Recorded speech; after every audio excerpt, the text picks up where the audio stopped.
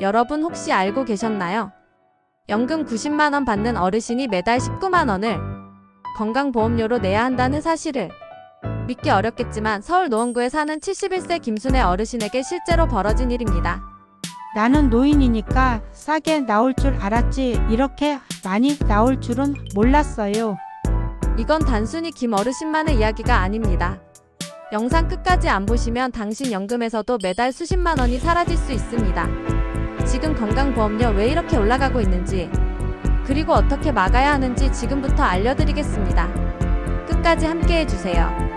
중간에 멈추면 큰돈 잃을 수도 있습니다. 첫 번째 사례입니다. 서울 노원구에 사는 71세 김순애 어르신 이야기. 남편이 세상을 떠난 후 혼자 살고 계셨고 큰 병 없이 조용히 살고 계셨습니다. 그런데 어느 날 건강보험료 고지서를 열어보니 매달 19만 원이 청구되어 있었습니다. 연금이 90만 원밖에 안 나오는데 그중 19만 원이나. 김 어르신의 눈에는 억울함과 답답함이 가득했습니다. 나는 노인이니까 싸게 나올 줄 알았지 이렇게 많이 나올 줄은 몰랐어요. 두 번째 사례는 74세 박영자 어르신. 서울 강북구에서 혼자 살며 한 달에 국민연금 90만 원으로 검소하게 생활해 왔습니다.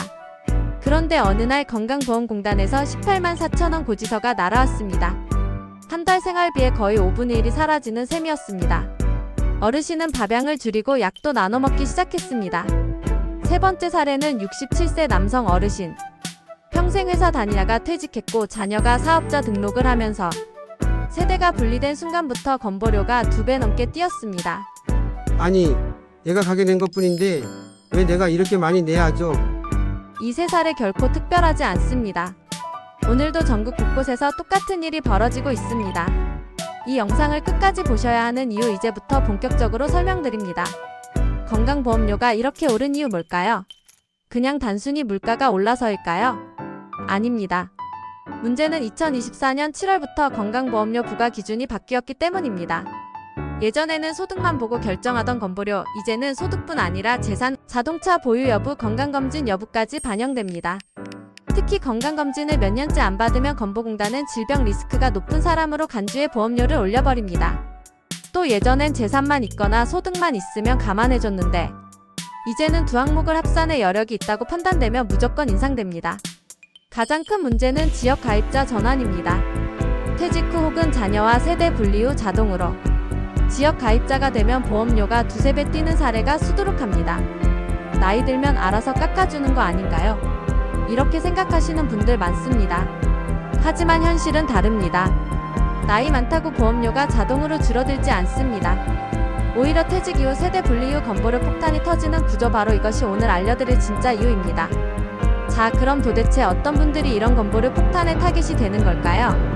첫째, 국민연금으로 8,090만 원 정도 소득이 있고 가끔 소일거리나 일용직으로 약간의 추가 소득이 있는 어르신들입니다. 이분들은 겉으로 보기엔 검소하게 사시지만 소득이 있다는 이유 하나만으로 보험료가 무겁게 부과됩니다. 둘째, 건강검진을 몇 년째 안 받으신 분들입니다. 검진은 건강 확인용일 뿐 아니라 보험료 산정 기준이 됩니다. 안 받으면 질병 리스크가 높다고 판단되어 보험료가 오릅니다. 셋째, 자녀와 따로 사시는 어르신들. 예전엔 자식 직장 보험에 묶여 있었지만 세대 분리되면 자동으로 지역 가입자가 됩니다. 그 순간 보험료는 2~3배 뛰는 경우가 많습니다. 이 세 그룹 전국 어르신 중 절반 이상이 여기에 해당됩니다. 영상 꺼시지 마세요. 이어서 실전 해결 방법 바로 알려드립니다. 이제 정말 중요한 시간입니다. 건강보험료 무조건 오르기만 하는 게 아닙니다. 줄일 수 있는 방법 분명히 있습니다. 지금부터 하나씩 알려드릴게요. 첫 번째, 건강검진 받기.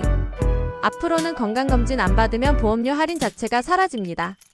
나는 건강한데 굳이? 이런 생각 이제 큰 손해로 돌아옵니다. 건보공단에서 오는 검진 안내서 무시하지 말고 꼭 지정 병원에서 정기검진 받으세요. 두 번째, 보험료 조정 신청하기. 그냥 내야지 아닙니다. 최근 소득이 줄었거나 실제로 사는 집에엔 재산이 없다면 건보공단 고객센터 1577-1000로 전화해 조정 신청하세요. 서류 제출하면 보험료 다시 산정해주는 제도가 있습니다.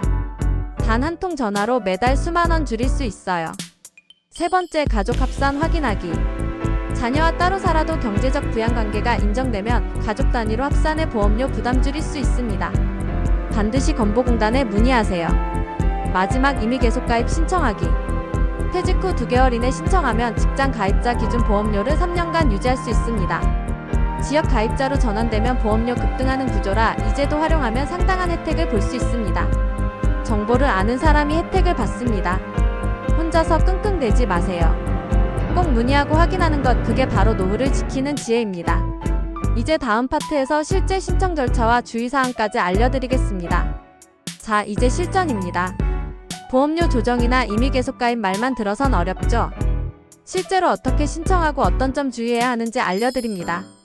먼저 건보공단 고객센터 1577-7-로 전화하세요.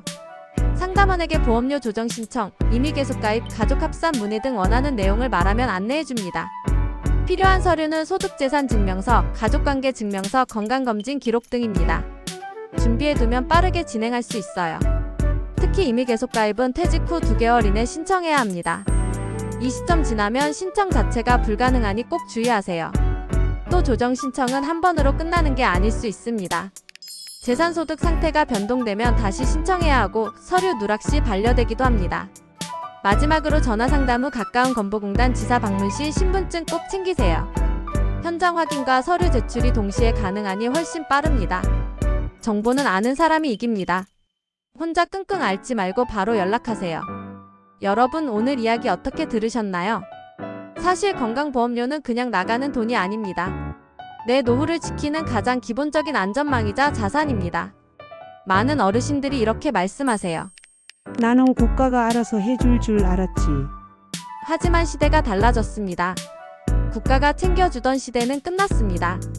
이제 정보가 곧 돈입니다. 내가 먼저 알고 준비해야 내 지갑과 내 건강을 지킬 수 있습니다.